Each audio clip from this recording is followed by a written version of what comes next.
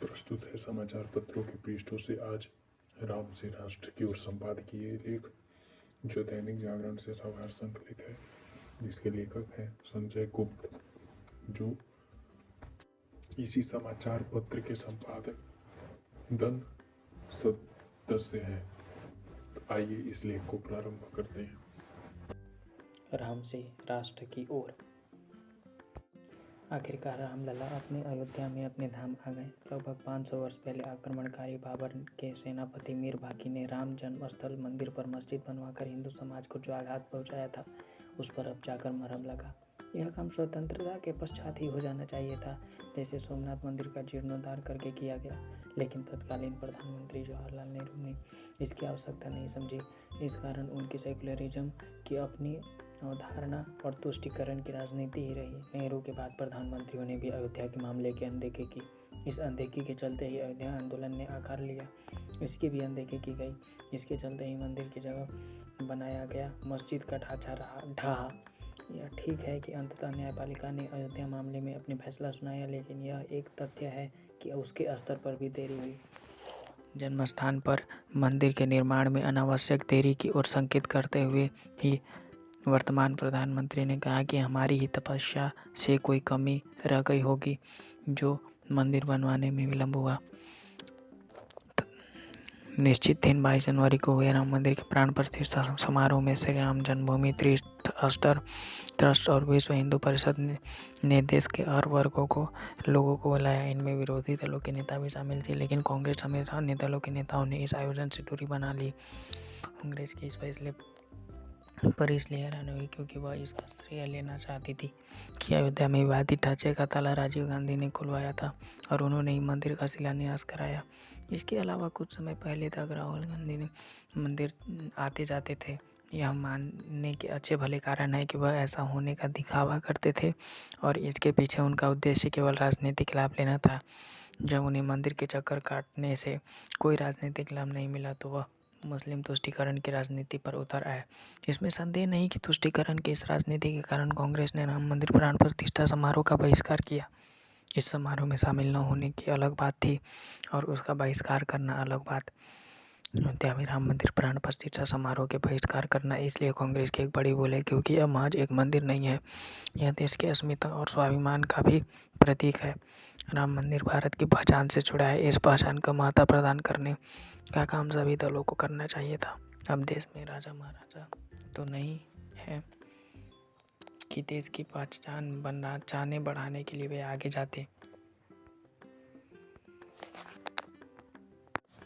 आज के युग में तो यह काम राजनीतिक दलों को ही करना होगा, चाहे वह सत्ता में हो या विपक्ष में। यह भी ढपना है कि मंदिर जैसे जिन प्रतीकों से भारत की पहचान बनती है और देश के स्वाभिमान को बल मिलता है, उनसे मुंह तोड़ने का ही काम अधिक किया गया। जब अधिकांश राजनीतिक दल भारतीयता और भारतीय संस्कृति के प्रतीक की अनदेखी कर रहे थे, तब भाजपा और उसके पूर्व अवतार जनसंघ ने उन्हें अपनाया। भाजपा जैसे अनुच्छेद 370 को हटाने और समान नागरिक संहिता लाने को लेकर सदैव प्रतिबद्ध रही। यह कहा जाता है कि भाजपा ने राम मंदिर के मुद्दे पर राजनीति की, परंतु यह सकारात्मक राजनीति थी। राष्ट्रीय महत्व के विषयों पर सकारात्मक राजनीति होनी चाहिए।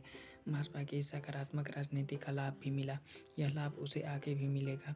राम मंदिर प्राण प्रतिष्ठा समारोह में मोदी ने राम की महिमा का बखान करते हुए सही कहा कि भारत के सामाजिक भाव की पवित्रता से अनभिज्ञ कुछ लोग कहते हैं कि राम मंदिर बना तो आग लग जाएगी। ऐसा कहने वाले को उन्होंने यह सटीक जवाब दिया कि राम आग नहीं ऊर्जा है, राम विवाद नहीं समाधान है, वह विजय नहीं विनय है। उन्होंने देशवासियों के अलग 1000 वर्ष के भारत की नींव को रखने की आह्वान करते हुए कहा कि वह हमें अपने अंतःकरण और चेतना को विस्तार देते हुए देव से देश और राम से राष्ट्र की भावना को साकार करना होगा। उन्होंने यह जो कहा कि मंदिर का कार्य पूरा हो गया, अब राष्ट्र निर्माण का संकल्प लेना होगा, उस पर देशवासियों को गंभीरता से ध्यान देना होगा। उन्होंने अयोध्या के मंदिर निर्माण को एक युग की शुरुआत बताया। वास्तव में ऐसा ही है। मंदिर ने देशवासियों में जैसी नई ऊर्जा और उत्साह का संचार किया है, वह उन्हें आत्मिक संतोष और बल प्रदान करने वाला है। इसका उपयोग देश के उत्थान में किया जाना चाहिए। इसमें ही एक सक्षम भारत का निर्माण किया जा सकता है। यह समय की मांग है कि राम के विचार और उनके आदर्श जनमानस का हिस्सा बने। प्राण प्रतिष्ठा समारोह में राष्ट्रीय स्वयंसेवक संघ के प्रमुख भागवत ने भी देशवासियों को एक आवश्यक संदेश दिया। उन्होंने कहा कि मंदिर में रामलला तो आ गए, अब साम्राज्य लाने की जिम्मेदारी उनके भक्तों की है। उन्होंने यह सही कहा कि हम सब इस देश के संतानें हैं। अब हमें कलह और विवाद को विदाई देनी पड़ेगी और छोटी छोटी बातों को लेकर लड़ाई करने की आदत छोड़नी होगी। निसंदेह यह तभी संभव होगा जब ये लला जिस धर्म की स्थापना का संदेश लेकर आए हैं उसे हम खुले मन से ग्रहण करें। भगवान राम को मर्यादा पुरुषोत्तम इसलिए कहा जाता है क्योंकि उन्होंने एक पुत्र, पति, शासक के रूप में तमाम कष्ट सहते हुए समस्त मर्यादाओं का पालन किया। आज जब सभी इसके भाव विभोर हो गए हैं कि अयोध्या में प्रभु राम के जन्म स्थान पर उनके नाम का भव्य मंदिर बन गया, तब फिर सभी लोगों की जिम्मेदारी बनती है कि वे देश को आगे ले जाने के लिए एक नागरिक के रूप में अपने दायित्व का निर्वहन पूरी ईमानदारी से करें। भारत आज एक ऐसे मोड़ पर है जहां से उसे अगले 3 से 4 दशकों में एक सर्वश्रेष्ठ देश के रूप में विकसित किया जा सकता है। इस लक्ष्य की प्राप्ति के लिए हमें सबको अपने जीवन आदर्शों में उतारना पड़ेगा। इसलिए लेखक थे संजय गुप्त। यह दैनिक जागरण से संपादकीय पेज से संकलित था।